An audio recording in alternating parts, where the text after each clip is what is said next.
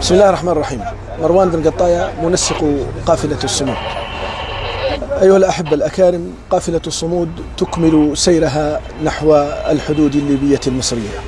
كنا بالأمس في مدينة الزاوية، واليوم نحن نتجه إلى طرابلس، ومن هناك سنكمل مسيرنا. الوفد الجزائري والوفد الليبي وكذا الوفود القادمة من مختلف الأوطان المغاربية سيلتحق اليوم الوفد الموريتاني بإذن الله.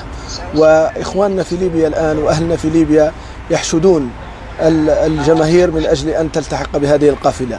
الآلاف من الشعوب المغاربية ستلتقي هناك في الحدود الليبية المصرية من أجل أن تدخل إلى مصر وتعبر إلى معبر رفح وتلتقي بأحرار العالم هناك بهدف واحد وغاية واحدة ليس فيها عداء لأحد ولا تريد أن تكون ضد أحد، وإنما جاءت من أجل هدف واحد ورسالة واحدة عنوانها كسر الحصار عن أهلنا في غزة.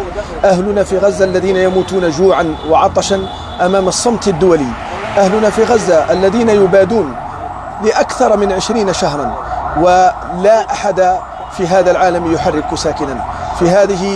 في هذا الزمن الذي ساد فيه الصمت والخذلان تتحرك الشعوب الحرة من مختلف الدول من أجل أن تساهم وتقول كلمتها.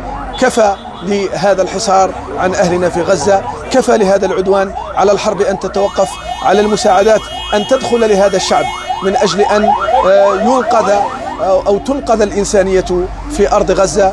سنبقى نوافيكم بالجديد من أجل هذه القافلة في كل خطوة نخطوها. تابعونا، بارك الله فيكم والسلام عليكم.